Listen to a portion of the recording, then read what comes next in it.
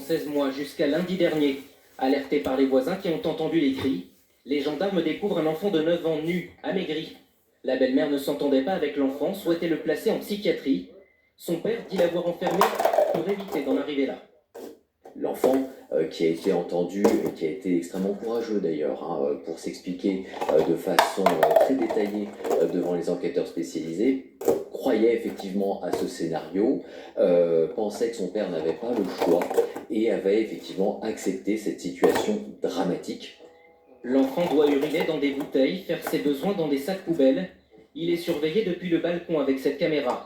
Grâce à elle, les enquêteurs ont pu constater qu'il allait voir son fils 2 fois par jour. Dans le voisinage, mélange de sidération et de culpabilité. On jamais imaginé ça et on s'en veut de ne pas avoir entendu. Et il devait avoir ultra peur, il devait avoir froid. Aujourd'hui, le jeune garçon est toujours pris en charge dans cette unité pédiatrique de Mulhouse. Une information judiciaire a été ouverte. La belle-mère a désormais l'interdiction de se rendre dans le village. Les 2 autres enfants de cette famille recomposée ont été placés. Le père a été mis en garde à vue. Pour enlèvement et séquestration, il risque 30 ans de réclusion criminelle. En Ukraine, Kiev et Moscou ont prévu une trêve pour la Pâque orthodoxe. Cette trêve doit commencer cet après-midi, mais vous le voyez, ce matin, c'est une zone résidentielle de la ville d'Odessa qui a été ciblée par une attaque russe. 2 personnes ont été tuées, plusieurs autres ont été blessées, alors que des immeubles, une résidence universitaire et une école maternelle ont été touchés. Autre titre de l'actualité, le baril de pétrole qui retombe à 94 $. Mais cela va-t-il se voir à la pompe? Normalement, les prix devraient baisser aussi vite qu'ils sont montés. Le gouvernement a promis cette semaine d'être vigilant, mais les choses ne sont jamais aussi simples, comme nous le montrent Mathias Béringer, Colin Dobrovniak et Sophie Hernandez. Pour partir sereinement au week-end, Brigitte est venue faire l'appoint de carburant avec un constat amer sur le prix dans cette station ce matin. Les prix n'ont pas changé, alors dans le coin, ça n'a pas changé. Ça baisse pas. Je suis à... non, ça baisse pas. C'est une station en plus, normalement, moi qui connais bien le coin, qui est plutôt bon marché. Et là, on est pratiquement à 2,44. Donc les baisses, on les attend. Dès le cessez-le-feu au Moyen-Orient survenu mercredi, le gouvernement a promis de baisser rapidement de l'ordre de 10 centimes par litre de carburant. On avait profité, au moment où la trêve a été annoncée, d'une baisse. Donc il y a des achats qui ont été faits sur cette baisse et qui vont être répercutés, là, dans les 24-48 heures. Pour l'instant, les propos du ministre sont loin de se vérifier sur l'ensemble des stations. Je pense qu'il ne faut rien croire, il ne faut rien écouter. Voilà. On roule si on a besoin de rouler, c'est tout. Eduardo est taxi et fait le plein de sa voiture essence 3 fois par semaine. Ça fait un plein à 28 € de plus, donc ça fait mal. Voilà, 70 €. Ces trajets sont conventionnés par la sécurité sociale. Ils ne répercutent pas cette hausse sur ses prix. Gillian, viens voir. On va peut-être baisser ce week-end, on va peut-être baisser. Mais ils vont baisser quand? En réalité, cela dépend de quand a été effectué le dernier approvisionnement de votre station-service. Ce qui se passe, c'est que le pétrole qu'on a dans beaucoup de cuves des stations-service françaises est du pétrole acheté avant le cessez-le-feu. Donc qui n'a pas bénéficié du mouvement contraint à la baisse qui a commencé le jour. Plus la station est fréquentée, plus vite la cuve est à nouveau remplie, avec du carburant acheté moins cher. Une chose est sûre, les prix sont montés bien plus vite qu'ils ne descendent. Lui, là, il pas Des affûts de la part de certains distributeurs. Le gouvernement mène des contrôles dans les stations-service sur les prix affichés à la pompe, même si aucun ne porte sur les marges réalisées par ces distributeurs. Et face à cette énième crise énergétique, le Premier ministre a appelé hier à une accélération de l'électrification de nos industries, mais aussi de nos transports et de notre mode de chauffage. D'ici à la fin de l'année, les chaudières à gaz seront interdites dans les nouvelles constructions et des aides sont aussi prévues avec l'objectif d'installer 1 million de pompes à chaleur par an. Victor Topno et Zéina Badian. C'est l'une des annonces du Premier ministre, le déploiement massif des pompes à chaleur dans les habitations dès cette année. Un dispositif de chauffage qui présente plusieurs avantages, comme nous l'explique ce fournisseur. Déjà, on fait entre 50 et 60% d'économie sur sa facture par rapport à un système de chauffage de chaudière gaz au fioul. Et puis l'installation d'une pompe à chaleur, dans certains cas, peut faire gagner jusqu'à 2 classes sur le DPE, ce qui derrière vous amène une valorisation sur votre habitation. Coût de l'équipement, entre 12 et 16 000 euros. Un investissement conséquent. Le gouvernement promet donc des aides jusqu'à 14 000 euros pour installer une pompe à chaleur sous conditions de ressources qui seront définies prochainement. Aujourd'hui, pour être éligible au dispositif, un couple doit gagner environ 2 700 euros par mois. Un couple avec 2 enfants, environ 3 800 euros. L'État propose l'équivalent d'un leasing sur les pompes à chaleur.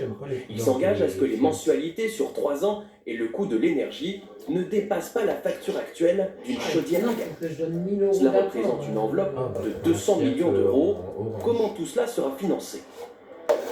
Il y a une partie qui était déjà financée à le projet de loi de finances et il y a une toute autre partie qui est financée par les certificats d'économie d'énergie. Cette obligation qui impose aux énergéticiens de participer à la transition énergétique. Tu me montres de quoi tu es capable. Pas de dépenses nouvelles engagées par l'État. En France, 4 millions de pompes à chaleur sont déjà installées.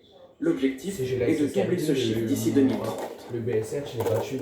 Il est toujours fascinant de voir combien les ingénieurs arrivent à trouver des solutions même dans les situations les plus difficiles. Dans le sud du Maroc, ils ont réussi à capter de l'eau en pleine montagne désertique. Ils sont allés la puiser dans le brouillard qui recouvre la région au petit matin. Reportage signé Sarah Brigadier et Sofiane Yassine. Dans le sud du Maroc, au cœur des montagnes de Sidi Ifni, la température dépasse régulièrement les 40 degrés. Les oliviers, les alganiers, aucun arbre ne résiste à la sécheresse. Et malgré les pluies abondantes cet hiver, les cours d'eau sont presque à sec. Si t'aimes bien, l'Exam, c'est comme le voisin d'en face. Mais ces scientifiques ont peut-être la solution. Actuellement, on est au montagne de Boutmzgida, à 1200 mètres d'altitude. À flanc de montagne, ils ont installé ces gigantesques panneaux. 124 filets tendus à la verticale. L'objectif, capturer l'eau du brouillard au moment de son passage. L'endroit est idéal. À Sidi Ifni, le brouillard poussé par les vents froids de l'océan traverse régulièrement la vallée, même en temps de sécheresse. Il se condense, puis il tombe sur les gouttières. Après, il passe par des canalisations vers une citerne de stockage. Goutte après goutte, ce système permet de récolter jusqu'à 100 000 litres d'eau par jour de brouillard. De quoi fournir 160 foyers, soit près d'1 millier d'habitants. L'eau est ensuite distribuée grâce à un vaste réseau de tuyaux souterrains. Voilà comment l'eau courante est arrivée chez la Seine. Cette année, il a de quoi arroser son potager et nourrir ses bêtes. Car l'enjeu d'un tel projet, c'est aussi de maintenir de la vie dans ces villages isolés. Et il y a combien de places dans ces voitures-là? On a épuisé l'eau et on l'a cheminée avec le bétail ou à dos d'âne. Maintenant, l'eau coule à flot. Bonjour Hossein, tu vas bien? Pour ne pas gâcher les ressources, des rations sont mises en place. 5 000 litres d'eau par foyer et par mois. Ça, c'est un compteur prépayé. C'est un compteur, on le recharge avec des cartes magnétiques. Il a fallu 6 ans pour mettre au point ce système qui attire désormais de nombreux investisseurs, y compris des étrangers, allemands, américains et même des Français. Grâce à ces fonds, 80 nouveaux panneaux seront installés cette année. Et c'est dans un ciel bleu et totalement dégagé que sont arrivés sur Terre à la vitesse de 40 000 km/h. Les astronautes de la mission Artemis ont réussi leur traversée de l'atmosphère avant d'amérir au large de la Californie.